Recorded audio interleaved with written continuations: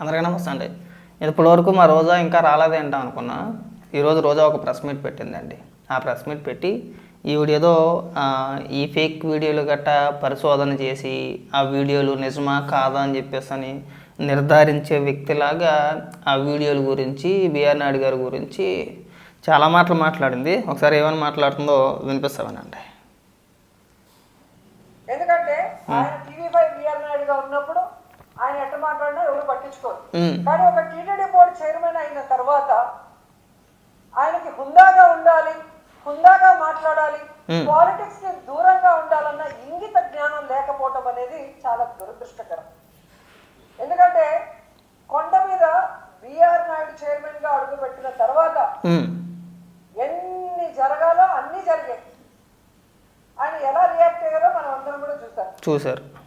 ఎందుకంటే గతంలో ఎంతో మంది చైర్మన్ గా పనిచేసినప్పుడు ఇలాంటి అపస్థితులు ఎప్పుడు కూడా జరగలేదు. ఎందుకు జరగలేదు? కానీ ఈ రోజు కల్తీని పాపం మీ హయాంలోనే కదా జరిగింది. చివరికి దేవుణ్ణి కూడా వదలలేదు కదా మీరు. ఏ చైర్మన్ కూడా చేయలేదు. సిగ్గు అనిపించట్లేదా? వైవి సుబ్బారెడ్డి ఏం చేసాడు, భూమన కరుణాకర్ రెడ్డి ఏం చేసాడు అనేది రాష్ట్ర ప్రజలు మొత్తం అందరూ చూశారు. ఇవాళ ఇక్కడికి వచ్చే సర్టిఫికెట్లు ఏమి అవసరం లేదు, బాగా గుర్తుపెట్టుకో. బిఆర్ నాయుడు చైర్మన్ అయిన తర్వాత ఒక్కొక్కటిగా చూడండి. వైఎస్ఆర్ వాళ్ళు 50 కోట్లు పెట్టి బుక్కులు కొట్టేశారు. అవన్నీ రూమ్ లో వేస్ట్ ఉన్నాయి. అసలు ఆ భగవద్గీతలో ఏముంది చెత్త తప్ప అంటాడు. ఆ మూతి మీద 4 పట వేయాలనిపించింది. వెళ్ళపోయావా? ఒకసారి వెళ్ళకపోయావా? మూతి మీద నువ్వు 4 వేస్తావో తిరిగి ఆయన నిన్ను 4 వేస్తాడో తెలిసిపోయేది మనకి. మూతి మీద పట మనకి 4 కాదు 40 వేస్తాడు అప్పుడు నిన్ను ఆయన. అంత పెద్దది ఉందా మన దగ్గర?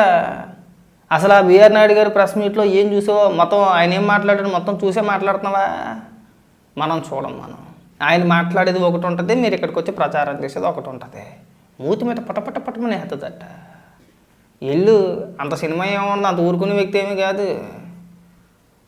అంత వ్యక్తిగతంగా మూతుల మీద కొట్టేంత వరకు వెళ్ళిపోతే ఆయన నిన్ను మూతి మీద టిక్కుమని 4 వేస్తాడు. అప్పుడు సరదా తీరిపోద్ది. మూతి మీద 4 వేసేద్దట. ఈవిడే చెప్పాలా? ఇంకా చాలా మాటలు మాట్లాడుకుంటూ వచ్చింది. భగవద్గీత ప్రతిరోజు ఒక పేజీ అన్నా చదవాలి, అసలు ఎంతో పద్ధతిగా ఉండాలి, మన నోటంటే ఒక్క బూతు మాట కూడా మాట్లాడకూడదు అని చెప్పేసి రోజా మాట్లాడుతుంది. విలువల గురించి, పద్ధతుల గురించి, బూతుల గురించి నువ్వు మాట్లాడాలి, మేము వినాలి. మా దరిద్రం అది. ఎందుకు పని మళ్ళీ తెచ్చుకోవాలని అడుగుతున్నా. మాట్లాడు ఇంకా మాట్లాడు.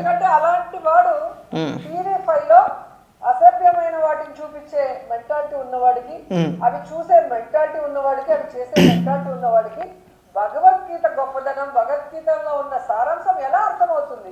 అందుకే దాంట్లో ఏమి లేదు చెత్త అంటున్నాడు. దీని మీద ఖచ్చితంగా హిందువులందరూ కూడా తిరగబడాలి. ముఖ్యంగా బీజేపీ వాళ్ళు, ధార్మిక సంస్థల వాళ్ళు, సంఘాల వాళ్ళు, అలాగే హిందూ సంఘాలు కూడా ఈ బిఆర్ నాయుడు మాట్లాడే మాటలకి స్పందించాలి, బుద్ధి చెప్పాలని కూడా నేను కోరుకుంటున్నాను.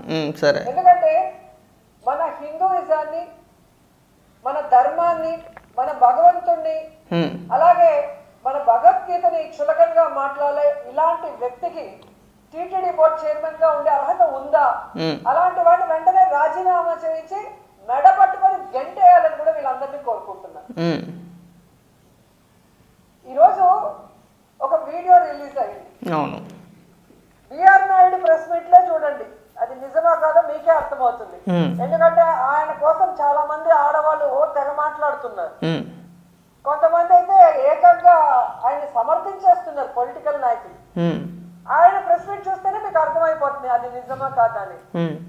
ఆయన మీద ఏఐ చేసి బ్యాన్ చేయాల్సినంత అవసరం ఎవరికి కూడా లేదు. ఆయన అంత గొప్ప వ్యక్తి కూడా కాదనేది తెలుసుకోవాలి. రెండవది, ఆయన మాట్లాడిన మాటల్లో ఆ వీడియోలో తప్పేముంది?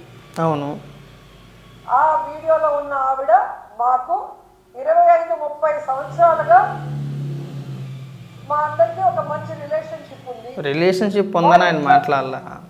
బిఆర్ నాయుడు గారు చాలా స్పష్టంగా దాపరకం ఏం పెట్టలేదు ఆయన. అక్కడ వాళ్ళ ఫ్యామిలీ, మా ఫ్యామిలీ మంచి, మేము ఫ్రెండ్స్. మేము దాదాపు మాకు ఆ ఫ్యామిలీతోటి 30 ఏళ్ళ బట్టి పరిచయం ఉంది.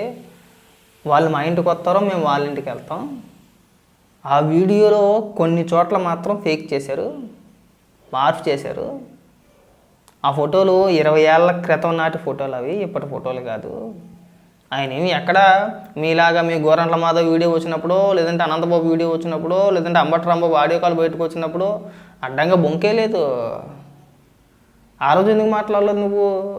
సరే, ఇన్ని ఉపన్యాసాలు చెప్తున్నావు కదా వీడియోల గురించి, వాటి గురించి, వీటి గురించి అని చెప్పేసి అని ఇన్ని నీతులు చెప్తున్నావు కదా రోజా. తప్పు ఎవరు చేసినా తప్పే పని. సరే, నిజం ఏంటని తెలుస్తుంది, పక్కన పెట్టు. తప్పు ఎవరు చేసినా తప్పే. ఒక రాజకీయ నాయకురాలిగా సుదీర్ఘకాలం పాటు రాజకీయాల్లో ఉన్నావు కదా, మరి మీ పార్టీ నాయకులు ఇప్పి చూపించినప్పుడు ఏ రోజు మాట్లాడలేదండి మీరు? ఎందుకు మాట్లాడలేదండి? అంటే మీ పార్టీ నాయకుడేనా? మరి ఈరోజు ఎందుకు మాట్లాడుతున్నారండి? సిగ్గు అనిపించట్లా మనకి? మన పార్టీ నాయకులు ఇప్పి చూపించవచ్చు.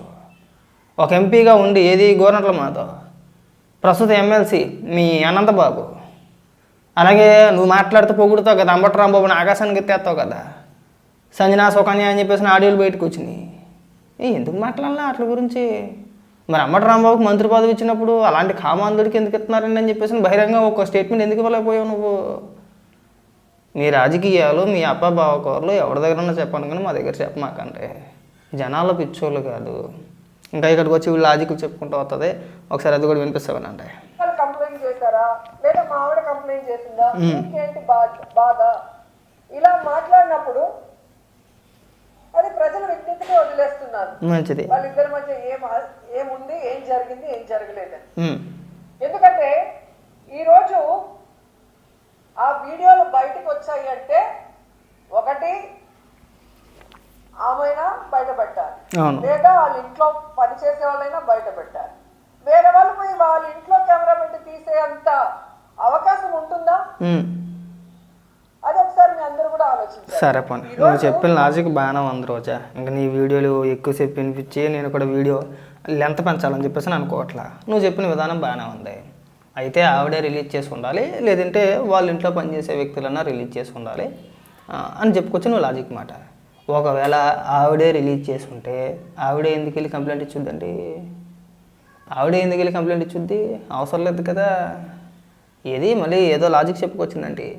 ఎప్పుడో 2019లో లేఖ రాసిందంట చంద్రబాబు నాయుడు గారికి. అది మొన్న భూమన కరుణాకర్ తీసుకొచ్చాడు. అది ఫేకే, అందులోనే దొరికేశారు. ఈవిడికి సగం తెలుసు, సగం తెలియదు.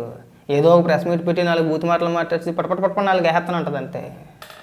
ఏసీది ఉండదు, సచ్చిది ఉండదు. అనవసరమైన ప్రస్తావన తీసుకొచ్చి అనవసరంగా ఇదంతా కూడా మీరు కావాలని చెప్పేసి అని కల్తీ నెయ్యి వ్యవహారాన్ని డైవర్ట్ చేయడానికి పన్నిన కుట్ర.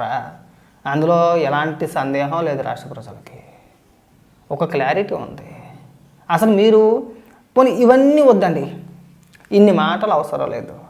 కల్తీ నెయ్యి వ్యవహారంలో నిజంగా మీరు తప్పు చేయకపోతే, మీరు ఎలాంటి అవినీతి చేయకపోతే, ఎలాంటి కల్తీ జరగకపోతే దాదాపు 10 రోజులు బట్టి అసెంబ్లీ సమావేశాలు జరుగుతున్నాయి కదా, ఇంచుమించు 10 రోజులు బట్టి జరుగుతున్నాయి కదా. మరి ఎందుకండి కనీసం అసెంబ్లీలో ఇంత పెద్ద ఇష్యూ, హిందువుల మనోభావాలు, కలియుగ దైవం వెంకటేశ్వర స్వామికి సంబంధించిన ఇష్యూ, అది ఎంత పెద్ద ఇష్యూని మీరు ఎందుకండి అసెంబ్లీలో చర్చించడానికి భయపడిపోయారు? ఎందుకు మాట్లాడలేకపోతున్నారండి అసెంబ్లీలో? మొదటేమో క్లీన్ చిట్ అన్నారు, తర్వాత అంబటి రాంబాబు చేత బూతులు తిట్టించారు, తర్వాత హెరిటేజు ఇందాపూరు అన్నారు, అందులోనే దొరికేశారు.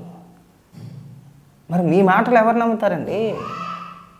నమ్మే పరిస్థితి ఉందా రోజా? అసలు మీలాంటి వ్యక్తుల మాటలు నమ్మే పరిస్థితి ఉందా? ఇవాళ వచ్చి సాంప్రదాయాల గురించి, పద్ధతుల గురించి, మాట్లాడే భాష గురించి నువ్వు మాట్లాడుతుంటే మాకు విచిత్రంగా ఉందండి. వైజాగ్ ఎయిర్పోర్ట్లో జనసేన కార్యకర్తలను ఉద్దేశించి నువ్వు మిడిల్ ఫింగర్ చూపించావు. ఏమైపోయింది ఆ రోజున? అది నీ సంస్కారమా? లకారాలతో మాట్లాడతాము, ఆడేదవా ఈడేదవా అంటాం, నీకు ఎందుకురా అంటాం. మనం నోరు తెరిస్తే పచ్చి బూతులు మాట్లాడే నువ్వు ఏళ్ళ సంస్కారం గురించి మాట్లాడితే ఏ జోడించి కొట్టాలని మిమ్మల్ని? సంస్కారం గురించి, పద్ధతుల గురించి రోజా లాంటి వ్యక్తి వచ్చాక నీతులు చెప్తుంటే రాష్ట్ర ప్రజలు వినాలన్నమాట. అంటే రాష్ట్ర ప్రజలు నీ స్థాయికి దిగజారిపోయారని చెప్పేసి నీ ఫీలింగ్ కదా. 10 మంది పచ్చి బూతులు తడుతూ ఉంటారు. నువ్వు ప్రెస్ మీట్ పెట్టావంటేనే బూతులు రాని వచ్చిందిరా అంటారు. అనకూడదేమో కానీ చెప్తున్నా ఉదాహరణకి. అసలు నీకెక్కడ విలువ ఉంది? నీకు అసలు విలువ ఉందా? అసలు మనం తిరుమలలో రాజకీయాల గురించి ప్రస్తావించకూడదు, మాట్లాడకూడదు కదా. మరి అలాంటిది నువ్వు తిరుమలలో వారం రోజులు 4 రోజులు అక్కడే ఉండి గుడి బయట ప్రతి సందర్భంలోనూ ప్రెస్ మీట్లు పెట్టి ఆ మీడియా గొట్టాలు కనబడగానే రాజకీయ విమర్శలు చేయలేదా నువ్వు? టికెట్లు అమ్ముకోలేదా? అమ్ముకున్నావా లేదా?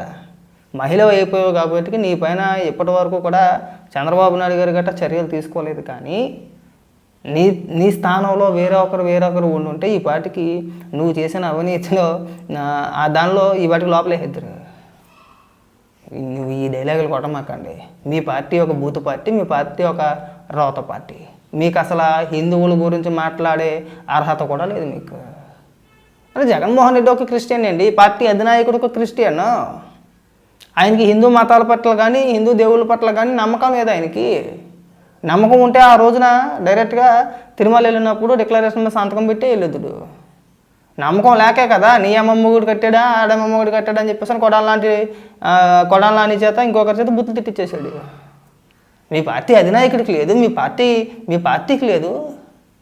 మీరు వచ్చి వాళ్ళ సడన్గా హిందూయిజాన్ని భుజాల మీద వేసుకొని సనాతన ధర్మం అని చెప్పేసి హిందువుల యొక్క మనోభావాలు అని చెప్పేసి మీలాంటి వ్యక్తులు మాట్లాడాలి. మీరు అలాంటి ఉపన్యాసాలు ఏమీ వద్దు. ఇలాంటి అతి మాటలు మానేస్తే బాగుంటుంది రోజా.